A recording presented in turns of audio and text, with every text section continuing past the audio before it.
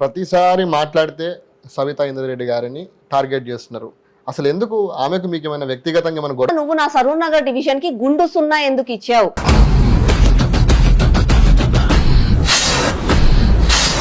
ప్రశ్నించడం అనేది కొనసాగిస్తారంటారు. ప్రశ్నించడం నాది వ్యక్తిగతం కాదు, ప్రశ్నించడం నా హక్కు.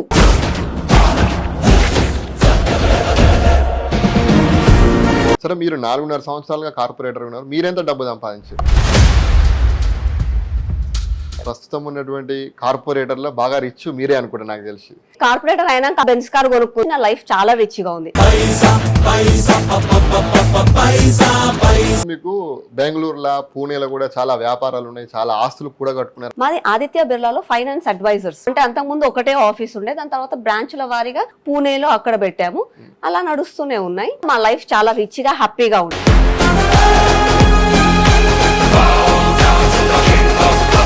గత అసెంబ్లీ ఎన్నికల ముందు బండి సంజయ్ని రాష్ట్ర అధ్యక్ష పదవి నుంచి తొలగించడం వల్లే ఇవాళ భారతీయ జనతా పార్టీ కనీసం ఒక సింగిల్ డిజిట్ పడిపోయే పరిస్థితి వచ్చిందంటే ఏం చెప్తారు? నిజమా, ఒప్పుకుంటారా? ఒప్పుకుంటారు. అంటే గత అసెంబ్లీ ఎన్నికల సమయంలో కాంగ్రెస్ పార్టీకి లైన్ క్లియర్ చేయడానికే బండి సంజయ్ని రాష్ట్ర అధ్యక్ష పదవి నుంచి తొలగించారు. అది తప్పని నేనండి, అసత్యం.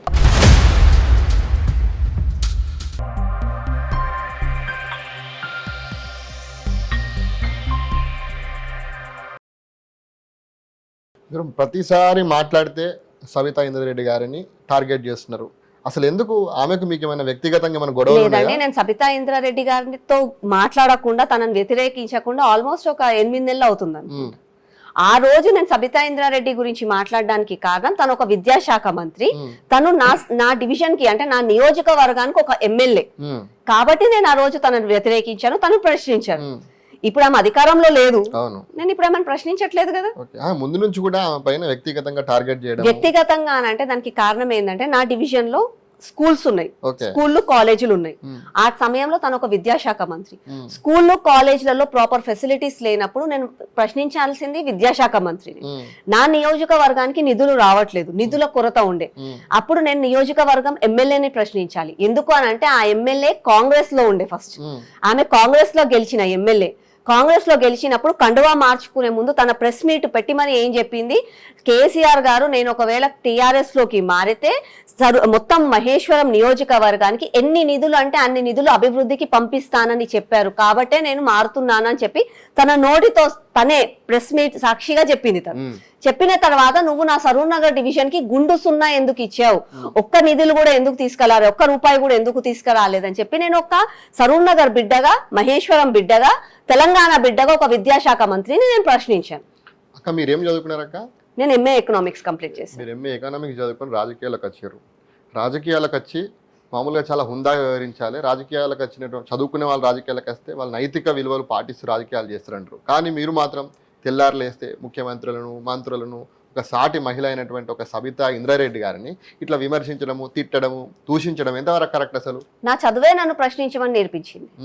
నేను చదువుకున్నాను కాబట్టే ప్రశ్నించాలని చెప్పింది. అదే ఒకవేళ నేను చదువుకోలేకపోతే వాళ్ళు వీళ్ళు చెప్పిన చరిత్రనే చూసుకొని అదే నిజం అనుకొని నోరు మూసుకునేదాన్ని. నేను చదువుకున్నాను కాబట్టే, నాకు తెలివి ఉంది కాబట్టే నేను ఈ రోజు వాళ్ళు చెప్పిన చరిత్ర తప్పు, వాళ్ళు చేసే పనులు తప్పు అని చెప్పి నేను ప్రశ్నించగలుగుతున్నాను. నేను ఏ రోజు కూడా, you go through my history, నేను ఏ రోజు కూడా పర్సనల్ గా ఎవరిని దూషించను. నేను గట్టిగా మాట్లాడతాను, సూటిగా మాట్లాడతాను, అంతేగాని నేను మాత్రము పర్సనల్ గా ఎవరిని కూడా దూషించరు. పర్సనల్ గా ఎవరైనా దూషిస్తే నేను వాళ్ళకి సపోర్ట్ చేస్తాను. రేవంత్ రెడ్డి గారిని అందరూ కూడా పర్సనల్ అటాక్ చేస్తున్నారు, వాళ్ళ భార్య పిల్లలను తిడుతున్నారు. అట్లా తిట్టడం తప్పు అని మొత్తం రాష్ట్రంలో ఫస్ట్ మాట్లాడింది నేనే. కానీ తను చేసిన తప్పుగా, రేవంత్ రెడ్డి గారు ఒక ముఖ్యమంత్రిగా తను ప్రజలకు చేస్తున్న తప్పులని నేను బరాబర్ ప్రశ్నిస్తా. అంటే ప్రశ్నించడం అనేది కొనసాగిస్తారంటారు. ప్రశ్నించడం నాది వ్యక్తిగతం కాదు, ప్రశ్నించడం నా హక్కు. నా హక్కనే కాదు, ప్రతి ఒక్కరు కూడా ప్రశ్నించాలి, చేసే తప్పులకు ప్రశ్నించాలి. నేను ఇందాక మీతో అన్నట్టు 100 రూపాయలు ఇచ్చి సమోసాలు తీసుకురాపో అని ఎవరినన్నా పంపిస్తే, ఇంటికి తీసుకొచ్చినాక ఎన్ని సమోసాలు తీసుకొచ్చినా, ఒక్కొక్క సమోసాకి ఎన్ని రూపాయలైనా, ఎన్ని మిగిలినాయి, ఎన్ని జోబులు వేసుకున్నావు అని డెఫినెట్ గా ప్రశ్నిస్తాం మనం. అట్లాంటిది నేను ఎన్ని లక్షల రూపాయలు నా ట్యాక్సులు కడుతున్నాను, అట్లాంటి డబ్బులు తీసుకొని నువ్వు నాకు రోడ్ ఎందుకు వేయట్లే, నువ్వు నాకు లైట్లు ఎందుకు వేయట్లే, నాకు ఫెసిలిటీస్ ఎందుకు ఇవ్వట్లే, ప్రజలు ఇచ్చిన సొమ్ముకి నువ్వు సొమ్ములు ఎందుకు మింగుతున్నావు అని చెప్పి నేను డెఫినెట్ గా ప్రశ్నిస్తాను. ఒక కార్పొరేటర్ గా ప్రశ్నిస్తాను, ఒక ప్రజా ప్రతినిధురాలుగా ప్రశ్నిస్తాను, అలాగే ఒక కార్యకర్తగా కూడా ప్రశ్నిస్తాను. సరే, సొమ్ముల గురించి మాట్లాడారు కాబట్టి మనం అసలు వెళ్దాం. సరే, మీరు 4.5 సంవత్సరాలుగా కార్పొరేటర్ ఉన్నారు, మీరెంత డబ్బు సంపాదించారు కార్పొరేటర్ పదవిని అడ్డు పెట్టుకొని? కార్పొరేటర్ పదవిని అడ్డు పెట్టుకొని నేను ఒక్క రూపాయి కూడా సంపాదించలేదు. నాకు దేవుడి సాక్షిగా, దేవుడు దయతో, నా పెద్దలు, మా ఫ్యామిలీ మెంబర్స్ అందరి ఆశీర్వాదంతో మేము అంతకు ముందు ఎలా ఉన్నామో ఇప్పుడు అలాగే ఉన్నాం. అంతకు ముందు కూడా మా లైఫ్ చాలా రిచ్ గా హ్యాపీగా ఉండే, ఇప్పుడు కూడా అలాగే ఉంది. కానీ కార్పొరేటర్ అయ్యాను కదా అని చెప్పి కార్పొరేటర్ పదవిని పట్టుకొని సంపాదించడం అన్నది మాత్రం తప్పు. నేను ఒక్క రూపాయి కూడా సంపాదించలేదు. ప్రస్తుతం ఉన్నటువంటి కార్పొరేటర్ లో బాగా రిచ్ మీరే అనుకుంటా నాకు తెలిసి. ఓకే, మీ ఆశ, ఒకవేళ మీరు అలా అనుకుంటే I will be very much happy. ఒకప్పుడు మామూలుగా ఉన్న కొంతమంది విమర్శిస్తారు, చాలా మంది మామూలుగా ఉన్నటువంటి ఆకుల శ్రీ అనే వాళ్ళు. నేను ఏ రోజు కూడా మామూలుగా లేనని తెలియక మాట్లాడేవాళ్ళు. కొంతమందిని నేను చూసాను. ఈ ఇంద్రభవనం లాంటి ఇల్లు రినోవేషన్ కి ముందు కూడా నా ఇల్లు ఇంద్రభవనమే. నేను కొంతమంది నాకు బెంజ్ కారు చూసి కార్పొరేటర్ అయినాక అక్క బెంజ్ కారు కొనుక్కుంది అని అంటున్నాను. వాళ్ళకి డీటెయిల్స్ తెలియదు, మీరు ఆర్టీఆర్ లకు పోతే తెలుస్తుంది. నేను కార్పొరేటర్ కాకముందు 8 సంవత్సరాల ముందే నా దగ్గర బెంజ్ కార్ ఉండే. నేను పెళ్లి చేసుకొని ఇంటికి వచ్చినప్పటి నుంచి నా లైఫ్ చాలా రిచ్ గా ఉంది. అప్పుడు ఫారెన్ ట్రిప్స్ కి వెళ్లే వాళ్ళం, అప్పుడు హాలిడేయింగ్ కి వేరే స్టేట్స్ కి వెళ్లే వాళ్ళము. ఇప్పుడు అదే లైఫ్ స్టైల్ ఫాలో అవుతున్నాను నేను. నా లైఫ్ స్టైల్లో ఏ రోజు కూడా చేంజ్ లేదు. ఆ రోజు నేను పెళ్లి చేసుకున్న తర్వాత మా ఇంట్లో వాళ్ళు వద్దంటే ఆ రోజు కట్టుబట్టలతో నేను ఇంట్లో నుంచి బయటికి వచ్చాను. ఆ రోజు నా లైఫ్ స్టైల్ ఎలా ఉంది, నా బిహేవియర్ ఎలా ఉంది. ఈ రోజు కార్పొరేటర్ అయినాక బెంజ్ కార్ లో తిరుగుతుంటూ ఇంత పలుకుబడి పెరిగి, ఇంత అంటే అందరూ నిన్ను గుర్తుపడుతున్నారు, నీకు ఇంత ప్రేమ భావం పెరిగినా కూడా నా క్యారెక్టర్ అంతే ఉంది, నా బిహేవియర్ కూడా అంతే ఉంది. ఈ రోజు కూడా నేను స్వీపర్స్ ని కూడా అక్క అన్న అనే పిలుస్తాను, నమస్కారం అండి బాగున్నారా అనే చెప్పి రిక్వెస్ట్ చేస్తాను. ఎంఆర్ఓ గారిని అదే అంటాను, బండి సంజయ్ అన్న గారిని కూడా అన్నా అని నమస్తే చేస్తాను. నా ఇంటి ముందులో ఊడ్చే వాళ్ళని కూడా అన్నా అని నమస్తే చేస్తాను. నా క్యారెక్టర్ మాత్రం ఏ రోజు మారదు. ఓకే, సరే, మీకు బెంగళూరులో, పూణేలో కూడా చాలా వ్యాపారాలు ఉన్నాయి, చాలా ఆస్తులు కూడా కట్టుకున్నారు. చాలా ఏం లేవండి, ఒక్కొక్క ఆఫీస్ నడుస్తుంది, చర్చ నడుస్తుంది. మరి అది నిజమేనా? నిజమే. అది నేను కార్పొరేటర్ కాకముందు నుంచి. ఓకే, కార్పొరేటర్ కాకముందు నా లైఫ్ స్టైల్ అది. కార్పొరేటర్ కాకముందు మా జాబ్ అది, మా పనులు అవి, మా ఉద్యోగాలు అవి. దాని తర్వాత కార్పొరేటర్ గా వచ్చినాక కార్పొరేటర్ పనులు యాడ్ అయ్యాయి అంతే, కానీ నా బిజినెస్ లో, నా లైఫ్ స్టైల్లో మాత్రం ఎలాంటి చేంజెస్ జరగలేదు. అంటే ఎట్లా సంపాదించారు అంటే మామూలుగా ప్రజలకు తెలియాలి కదా, సందేహాలు నివృత్తి చేయాలి కదా. కష్టపడి సంపాదించాను. అంటే ఏం వ్యాపారాలు ఉన్నాయి మీకు? మాది ఆదిత్య బిర్లాలో ఫైనాన్స్ అడ్వైజర్స్ మేము. ఓకే, అది ఇప్పుడు కాదు, మా మ్యారేజ్ కి ముందు నుంచి కూడా మా హస్బెండ్ ఉండే, అదే ఫర్మ్ లో నేను వర్క్ చేశాను. దాని తర్వాతగా ఎదుగుకుంటూ, అంటే అంతకుముందు ఒకటే ఆఫీస్ ఉండే, దాని తర్వాత బ్రాంచ్ల వారీగా పూణేలో అక్కడ పెట్టాము. అలా నడుస్తూనే ఉన్నాయి. ఇప్పుడు అవన్నీ అంటే ఎంప్లాయీస్ ఫాలో చేస్తున్నారు, వాళ్ళు చూసుకుంటున్నారు. మేము రాజకీయాలలో. అంటే మీరు కార్పొరేటర్ పదవిని అడ్డు పెట్టుకొని 1 రూపాయి కూడా సంపాదించలేదని నేను అదే చెప్తున్నాను కదా. కార్పొరేటర్ కాకముందు కూడా నా సంపాదన అంతే, కార్పొరేటర్ అయిన తర్వాత నాలో ఏమీ చేంజెస్ జరగలేదు. సరే, మీ సొంతంగా ఈ డివిజన్ కి ఏం ఖర్చు పెట్టారు, ఎంత నిధులు మీరు ప్రజలకు ఖర్చు పెట్టారంటే ఏం చెప్తారు? మీ సొంతంగా, మీ సొంత డబ్బులతోటి. సొంత డబ్బులతోటి ఎంత ఖర్చు పెట్టాను అన్నది దానికి లెక్కలేదని నేను చెప్తాను. ఎందుకంటే నేను ఈ రోజు దానికి అకౌంటబిలిటీ చేసుకోలేదు. ఎందుకంటే అది నా సొంత డబ్బు, నా ఇష్టంతో నేను ఖర్చు పెట్టుకున్నాను అది. కానీ అయినా రాజకీయ నాయకులు సొంతంగా ఎంత ఖర్చు పెట్టారని అనేదానికంటే అధికారంలో ఉన్న పార్టీ డివిజన్ అభివృద్ధికి ఎన్ని డబ్బులు ఇచ్చింది అనడం కరెక్ట్ చెప్పాలి అంటే. పోతే మా దురదృష్టం ఏంటంటే మేము గెలిచినప్పుడు టీఆర్ఎస్ ఉండే, టీఆర్ఎస్ దివాలా తీసింది. అప్పటికే వాళ్ళు కాళేశ్వరంకి డబ్బులు, మళ్ళీ వాళ్ళ కొడుకు బిడ్డ డబ్బులు వాళ్ళకే సరిపోక వాళ్ళు ఎక్కడి నుంచి ఏం తీసుకోవాలన్న వాళ్ళే ఆశలో ఉండే. కాబట్టి డివిజన్ విషయంలో వాళ్ళు అన్యాయం చేశారు. అంటే నా ఒక్క డివిజన్ అని అనట్లేదు, 150 డివిజన్లకి, రాష్ట్రానికి కూడా వాళ్ళు అన్యాయం చేశారు. అదే తెలిసిన సత్యం. కేంద్రంలో మీ ప్రభుత్వం ఏముంది కదా, smart city fund, Amrit funds కింద డబ్బులు తెచ్చుకోపోయారు. మరి అందులో నేను ఒక్కదాన్ని అడిగితే వాళ్ళు ఇవ్వరండి, కానీ ఇస్తారు. 15th ఫైనాన్స్ కమిషన్ తరఫున వాళ్ళు స్మార్ట్ సిటీస్ కి అని చెప్పి ఏ మున్సిపాలిటీలకైనా సర్పంచ్లకు ఉంటే వాళ్ళకి, అలాగే మున్సిపాలిటీలకు, కార్పొరేషన్స్ కి వాళ్ళు డబ్బులు కేటాయిస్తారు. ఆ డబ్బులు కేటాయించిన అధికార పార్టీలు అలాగే అధికారులు ఎవరైతే ఉన్నారో వాళ్ళు వాళ్ళని విభజించి ఇస్తారు. మనకి కూడా వచ్చాయి, మన GHMCకి కూడా వచ్చాయి. కానీ ఆ నిధులు ఎక్కడ పోయాయి అని అంటే అధికారులకు కూడా దానికి ఆన్సర్ లేదు. రాష్ట్రంలో అధికారంలో ఉన్న పార్టీ నాయకులను అడిగితే మాకు తెలియదు అని మాట్లాడతారు. ఓకే, సరే, మీ డివిజన్కి వచ్చేసరికి GHMCలో అన్ని డివిజన్లకు ఒక కార్పొరేటర్ ఉంటే మీ డివిజన్కి మాత్రం 2 కార్పొరేటర్ ఉన్నారు. ఒకరేమో ఆకుల శ్రీవాణి, ఇంకొకరేమో వారి భర్త అంజన్ గారు. అంటే ఏం చెప్తారు? No, it's completely false. Anjan ఏ రోజు కూడా కార్పొరేటర్ గా నేను ఏ రోజు ఏ ప్రోగ్రామ్ కి మీరు కావాలంటే చూసుకోండి, నేను ఒక కార్పొరేటర్ గా నాకు ఇన్విటేషన్ వచ్చి మీరు అక్కడికి రావాలి అని అంటే అంజన్ అసలు అక్కడికి రాను కూడా రారు. అంజన్ కేవలం ఒక కార్యకర్తగా మాత్రమే ఉంటాడు, ఒక బీజేపీ కార్యకర్తగా. బీజేపీ ప్రోగ్రామ్స్ చెప్పినప్పుడు తను ఒక ఆర్ఎస్ఎస్ బ్యాక్గ్రౌండ్ నుంచి వచ్చిన వ్యక్తి కాబట్టి తను కూడా ఒక కార్యకర్త కాబట్టి తను ఒక కార్యకర్తగా మాత్రమే ఉంటారు కానీ కార్పొరేటర్ గా మాత్రం తను ఉండడు. అఫీషియల్స్ తో మాట్లాడే విషయాలే గానీ లేకపోతే అఫీషియల్ గా నేను చేసే పనుల విషయాలలో గానీ అంజన్ ఏ రోజు కూడా ముందుకు రారు, వెనక కూడా ఉండరు నా వెనకాల. It's only my decision. ఎక్కడైనా కానీ కార్పొరేటర్లు కానీ సర్పంచ్లు కానీ ఎంపీటీసీలు కానీ భార్య అయితే కనుక భర్త గారు ఏం చేస్తారంటే వాళ్ళు అధికారాన్ని చెలాయిస్తారు. అటువంటి పరిస్థితి లేదంటారా? లేదండి, అట్లాంటిది కొంచెం దురదృష్టం, బాధ అనిపిస్తుంది అలా చూస్తే. అంజన్ విషయంలో మాత్రం అలాంటిది ఎప్పుడు జరగలేదు. నేను కార్పొరేటర్ గా గెలిచిన తర్వాత కొన్ని రోజులు నా వెనకాల తను ఉన్నాడు, అది కరెక్టే. అంటే నాకు ఎంకరేజ్మెంట్ కోసం అని చెప్పి నేను భయపడకుండా నాకు ముందుకు వెళ్ళాలని చెప్పి నాకు అలవాటు కావాలి సమాజం అని చెప్పి నా వెనక తను ఉండి ఎంకరేజ్ చేశారే కానీ ఏ రోజు కూడా తను మాత్రం లీడ్ తీసుకోలేదు. సరే, మనం రాష్ట్ర రాజకీయాల వరకు వస్తే కనుక బీజేపీ రాష్ట్ర అధ్యక్ష పదవి విషయంలో ఎంపిక విషయంలో చాలా ఆలస్యం అవుతుంది, జాప్యం అవుతుంది. అసలు బీజేపీ రాష్ట్ర అధ్యక్షుని ఎవరిని నియమించాలో హైకమాండ్ ఎక్కడ తేల్చుకోలేకపోతుంది. సీనియర్ల మధ్య విపరీతంగా పోటీ ఉంది. అసలు ఎవరు అవుతారు ఏంటి అసలు ఇష్యూ? ఇది పోటీ ఉన్న మాట సత్యమే. బికాస్ ప్రతి ఒక్క కార్యకర్తకి నేనుండి పని చేయాలి, నా అధ్యక్షన పార్టీ బాగుపడాలని ప్రతి ఒక్కరికి ఆశ ఉంటది. కానీ జాప్యం అవుతుంది, డిలే అవుతుంది అన్నది మాత్రం అసత్యం.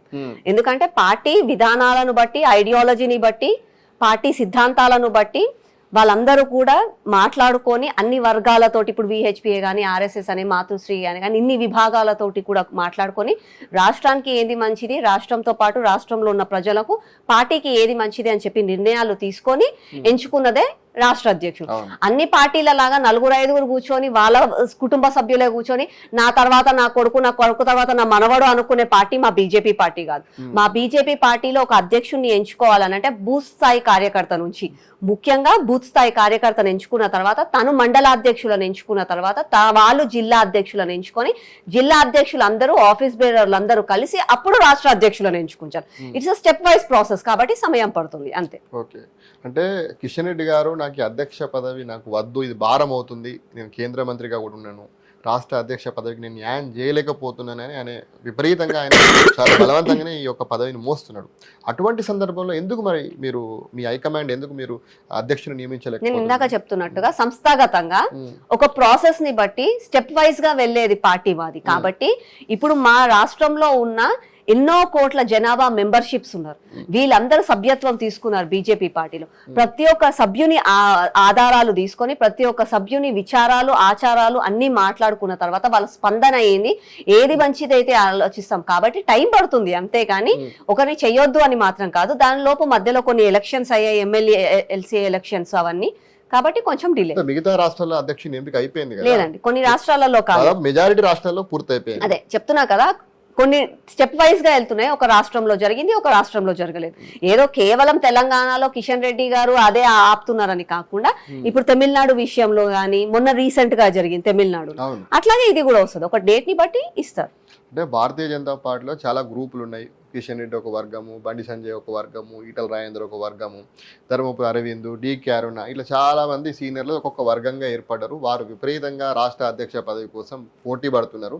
అందుకే హైకమాండ్ ఎవరికి వాళ్ళు అర్థం కాని పరిస్థితులనే ఇటువంటి జాప్యం నెలకొన్నది. సరే, ఇన్ని వర్గాలు ఉన్నాయి కదా, మీరే వర్గం అసలు? మరి మాకేం వర్గం ఉండదండి. మీరు అందాక అన్నట్టు ఫేవరెట్ అన్నది అందరికీ ఉంటుంది.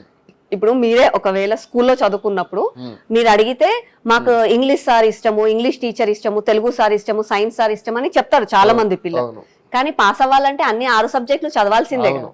సేమ్ థింగ్ మా పార్టీలో కూడా ఏదో డిఫరెంట్ గా కాకుండా ఆ నాయకుడు ఇష్టం, ఆ నాయకుడి పనితీరు ఇష్టం అని చెప్పి ఒక్కొక్కరికి వ్యక్తిగత అభిప్రాయాలు ఉంటాయి. కానీ ఎండ్ ఆఫ్ ద డే పని చేయాల్సింది బీజేపీ జెండాకి, బీజేపీ పార్టీకే. కాబట్టి ఏదైనా నిర్ణయం ముందుకెళ్లాల్సిందే. మీరు అన్నట్టుగా కాంపిటీషన్ చాలా ఉంది అంటే అది మాకు గర్వం చెప్పాలి అంటే మా పార్టీలో అధ్యక్షుడు అవ్వడానికే ఇంత కాంపిటీషన్ ఉంది అని అంటే రేపు మేము అధికారంలోకి వచ్చేస్తున్నామని చెప్పి మీరే ఇండైరెక్ట్ గా చెప్పేసి మీరు అన్నట్టు మీకు ఇష్టమైన నాయకుడు ఎవరు భారతీయ జనతా పార్టీలో ఇప్పుడు ఉన్నటువంటి ఈ యొక్క గ్రూపుల్లో గానీ ఇప్పుడు ఉన్నటువంటి మన రాష్ట్ర నాయకులలో అంటున్నారా? రాష్ట్ర నాయకులలో నాకు అందరూ ఇష్టం అండి. అంటే I get inspiration from each and everybody. ముందుగా చెప్పాలి అంటే నాకు వాజ్పేయి గారు అంటే చాలా ఇష్టం. వాజ్పేయి గారి తర్వాత సుష్మా స్వరాజ్ గారు అంటే ఇష్టం, అరుణ్ జైట్లీ గారు అంటే ఇష్టం, నరేంద్ర మోదీ గారు అంటే ఇష్టం, అమిత్ షా గారు అంటే ఇష్టం, మళ్ళీ ఇప్పుడు రేఖా గుప్తా గారు రీసెంట్ గా అయినా తను యాక్చువల్ గా చెప్పాలంటే తను చాలా కొత్తగా నాకు తెలుసు, కానీ అయినా కూడా తను చేసే పనితీరు చూసి తనంటే ఇన్స్పైర్ అవుతాను నేను. అలాగే మన రాష్ట్రం గురించి అంటే బండి సంజయ్ గారు అంటే నాకు చాలా ఇష్టం. తను ఒక కష్టజీవి, 24 hours పార్టీ కోసం పనిచేస్తారు, అగ్రెసివ్ గా పనిచేస్తారు, ఒక మాస్ లీడర్, తనంటే నాకు ఇష్టము. అలాగే కిషన్ రెడ్డి గారు అంటే నాకు చాలా ఇష్టము.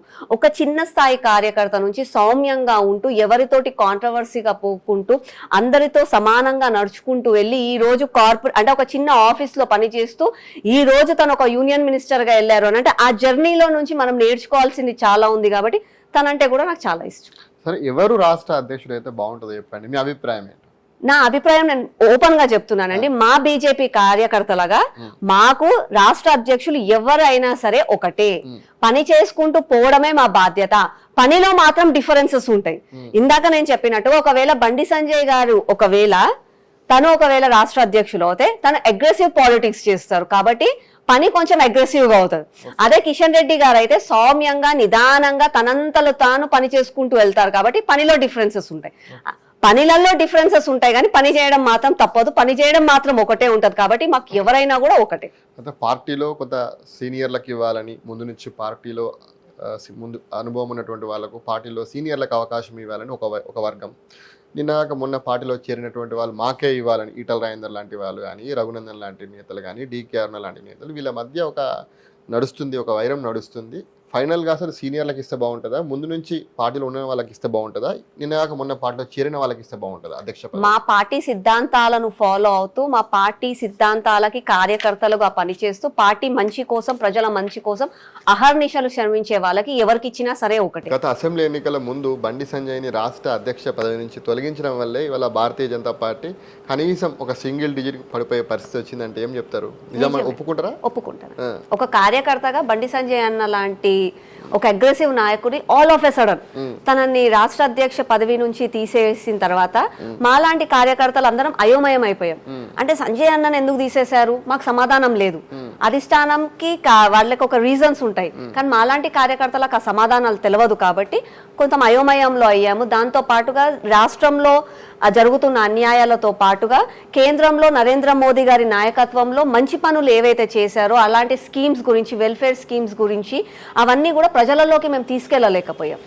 కాబట్టి ఆ లాస్ మాకే జరిగింది. ఒకప్పుడు రాష్ట్ర అధ్యక్షులు బండి సంజయ్ అన్న గారు ఉన్నప్పుడు అధ్యక్ష పదవితో పాటుగా ముఖ్యమంత్రి పదవి కూడా మనకే, అంటే మనమే బీజేపీ కార్యకర్తలమే ముఖ్యమంత్రి అది అయిపోతాం, ఆ కుర్చీ మాదే అని ఆలోచించిన రోజు నుంచి సింగిల్ డిజిట్ కి పడిపోయాము అని అంటే అందులో తప్పులు కూడా మా పార్టీ కార్యకర్తగా మా అందరివి కూడా ఉన్నాయి. అంటే గత అసెంబ్లీ ఎన్నికల సమయంలో కాంగ్రెస్ పార్టీకి లైన్ క్లియర్ చేయడానికే బండి సంజయ్ని రాష్ట్ర అధ్యక్ష పదవి నుంచి తొలగించారు అంటే ఏం చెప్తారు? అది తప్పని నేను అంటాను, అసత్యం. ఈ రోజు బీజేపీ ఒక నేషనల్ పార్టీ, కాంగ్రెస్ ఒక నేషనల్ పార్టీ. ప్రత్యర్థంగా చూసుకోవాలి అని అనుకుంటే బీజేపీ కాంగ్రెస్ వర్సెస్ అన్నది అది కొన్ని సంవత్సరాల నుంచి కూడా దేశంలో రగులుతుంది. అట్లాంటిది రాష్ట్రంలో కాంగ్రెస్ గెలవాలి అని చెప్పి అధికారంలోకి మేము వస్తున్నామని చెప్పి దాన్ని తీయడం అన్నది తప్పు. బీజేపీ అధికారంలోకి రావడం అనేది కొంత కష్టమైనటువంటి పని ఉన్నటువంటి నేపథ్యంలో అప్పుడు బీఆర్ఎస్ పార్టీ అధికారంలోకి మళ్ళీ వస్తున్నటువంటి నేపథ్యంలో బీఆర్ఎస్ పార్టీని భూస్థాపితం లేకుండా చేస్తే కాంగ్రెస్ పార్టీ అధికారంలోకి వస్తే అయితే నువ్వు ఉంటావు లేకపోతే నేనుంటా అనేటువంటి వర్షంలో బీజేపీకి కాంగ్రెస్ కు లైన్ క్లియర్ చేసింది. ఒక పార్టీ కార్యకర్తగా, ఒక పార్టీ నాయకురాలుగా చెప్తున్నాను, ఎప్పుడైనా మా పార్టీ గెలవాలనే ఆలోచిస్తాం కానీ వేరే వాళ్ళు గెలవాలనే ఆలోచించాం.